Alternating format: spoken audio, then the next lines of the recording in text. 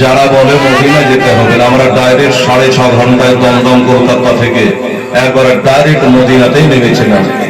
থামবি কি করে, থাম, একবারে ডাইরেক্ট মদিনা। এক শুক্রবারে গেল, আর এক শুক্রবারে বিদায়। 8 দিন হাজী সাহেবেরা যারা যায় জানে, মদিনা 8 দিন থাকতে হয়। ওইখানে 5 ওয়াক্ত জামাতের সঙ্গে নামাজ পড়তে হয় রে মা। আমার বোনেরা 40 ওয়াক্ত নামাজ পড়তে হয় মা। চোখের পানি ফেলায় আল্লাহর কাছে দোয়া রাখে রে মা। আর একটা কথা বলিব, আশার হোসেনের জীবনী তো বহুত করেছি, মা ফাতেমার কথা কত বলেছি। বাবা গো, মরটা খালি ছুঁচু উঁচু করে নামাজ পড়তে আল্লাহ। আমি শুনেছি এখান করে আমার মা ফাতেমার কবর আছে, একবার দেখবো। আবার হাসান হোসেনের জীবনী করলাম 34 বছর ধরে।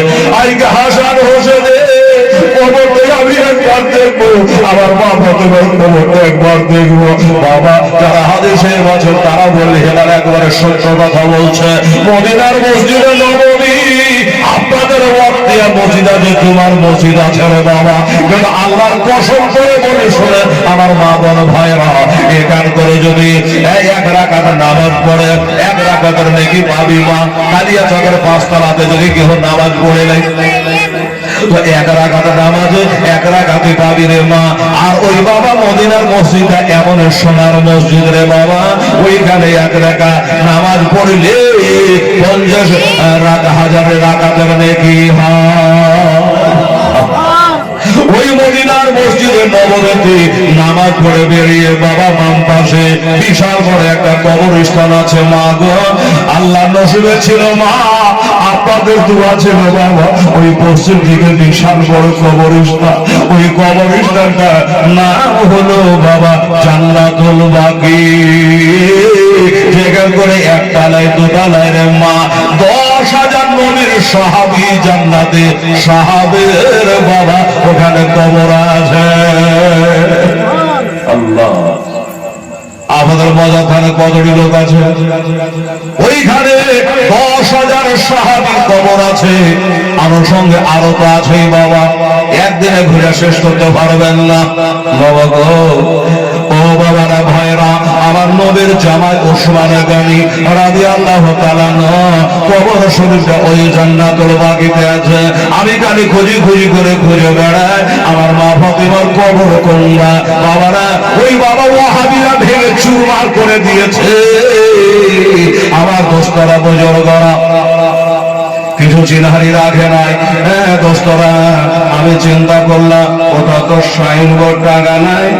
অনেক আমাদের কবরস্থান আছে দেখবেন, ওই ছোট্ট করে পাথরের নাম লেখা থাকে, তো অমুক হাজির কবর এত সালে ইন্তেকাল করেছে, এও নাই, এটাও নাই।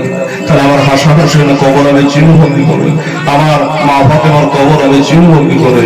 আর পুলিশের অত্যাচার তো শেষ নাই, তো দাঁড়াতে দেয় নাকি 4 লাখ টাকা করে 8 লাখ টাকা দুজনের আমাদের খরচ হলো।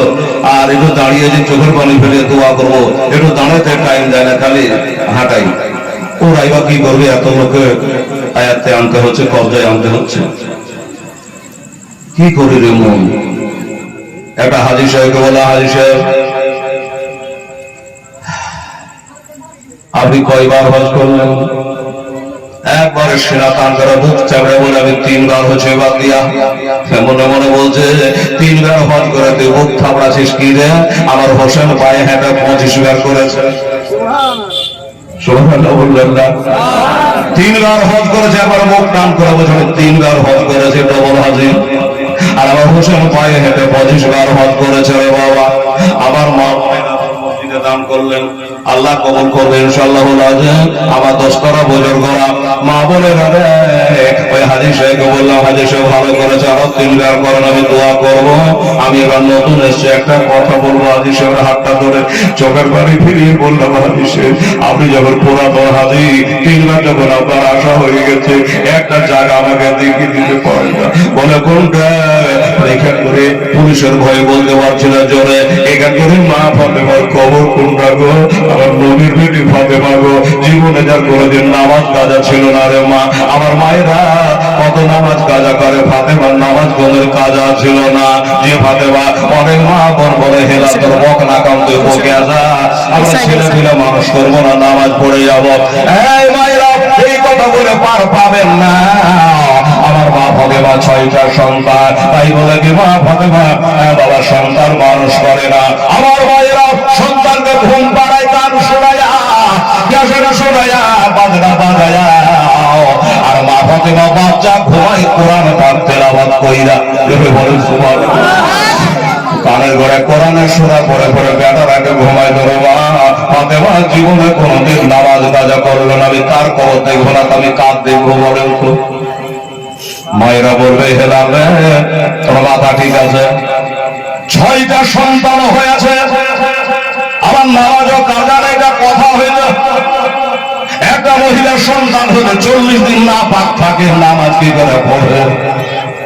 মায়েরা মুখ ফুলে তো মুখ ফোটে না। হেলাল কেউ গায়ের লজ্জা বলতে পারছে, মনে মনে গাইছে মৌলবীকে একলাই বলে বলবো, বলতে হবে না, আমি ফয়সালা করে দিচ্ছি। মা আমি জানি বাইরে আমার মায়েরা বোনেরা 40 দিন না পাক থাকে, কিন্তু মা ফাতেমা না পাক থাকে না। মা বাচ্চা হলো, ইমাম হোসেন জন্ম লাভ করলো, আর কিছুক্ষণ পরে তিনি পাক পবিত্র হয়ে গোসল করে দাঁড়িয়ে জোহরের নামাজ আদায় করছে। এইভাবে কবর খুঁজবো না তো কার কবর খুঁজবো?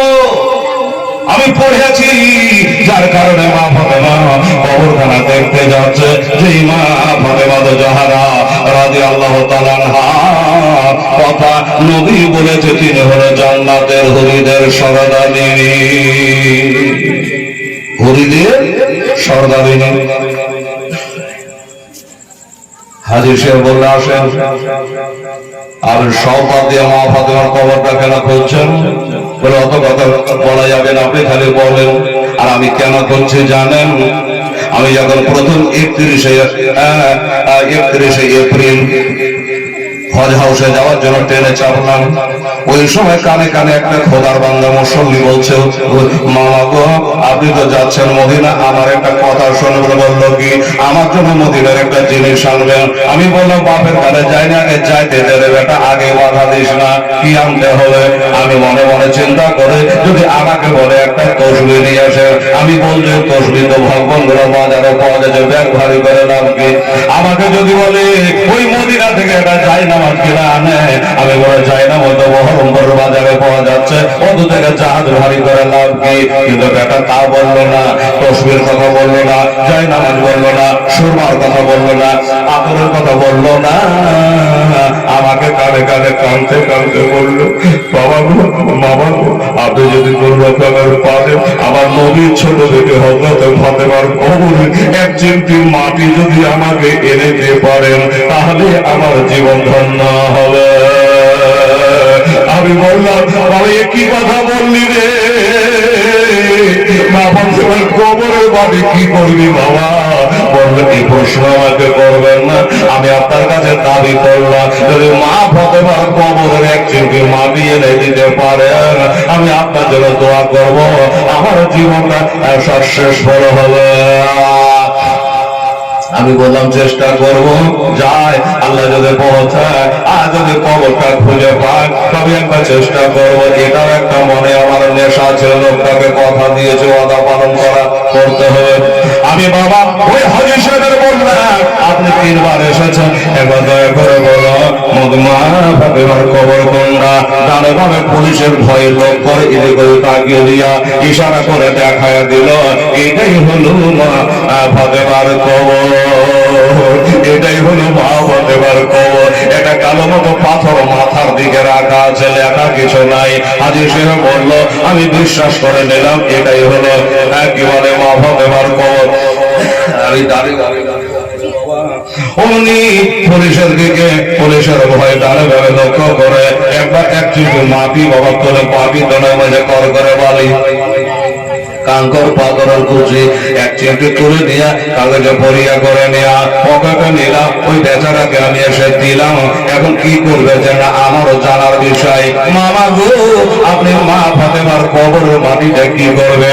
এবার বলছে মামা কাউকে বলি আমরা একটা কথা বলছি, আমি যখন মরে যাব আমার ফ্যামিলিকে মরে যাব, আতর দিয়ে চেহে দিস না, গোলাপ দিয়ে চেহে দিস না, আমার মা ফাতেমার কবরের মাটি আমার সিনাতে দিস রে।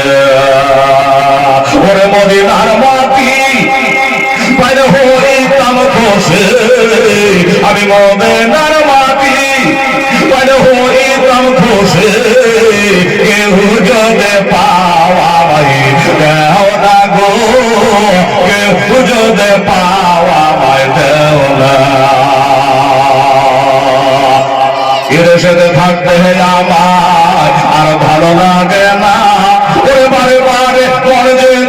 যায় সোনার মদিনা, আমার থাকতো যদি ডানা উড়ে যাইতাম মদিনা, থাকতো যদি ডানা উড়ে যাইতাম মদিনা, চলে নিতাম নবীজির রওজা গো, চলে নিতাম নবীজির রওজা।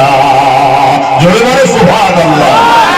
ওই মদিনার মাঠে পাইলে হইতাম খুশি, কেহ যদি পাওয়াই দেহ না গো, কেহ যদি পাওয়াই দেও না।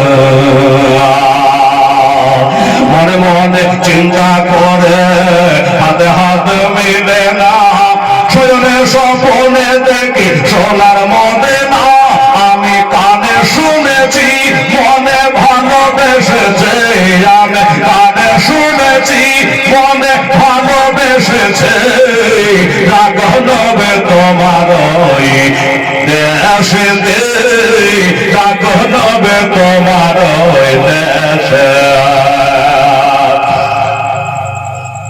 কত হাজি হজে গেল আমার নবীর দেশে, ইচ্ছা মতো দেখলো তারা নিজের চোখেতে, গেলে আসতে চাহে না, নবে এমন দেশখানা গেলে আসতে চাহে না, ডাকো নবে তোমার ওই দেশে দে, ডাকো নবে তোমার ওই দেশে। ওরে মদিনার মাঠে পাইলে হইতাম রাধে, আমি মদিনার মাঠে পাইলে হইতাম খুশি, কেহ যদি পাই দেহ না গো, কেহ যদি পাই দেহ না। ভাইরা, হাজার হাজার লাখো লাখো মানুষ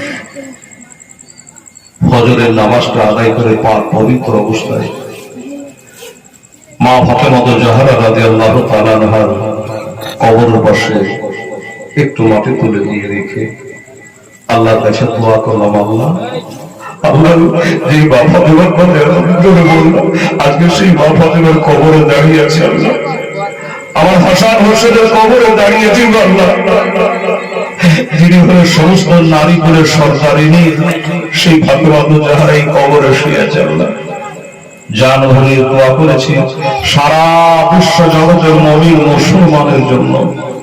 আমার দোস্তরা বোঝা করা, হায়রে মদিনা আর হায়রে মক্কা।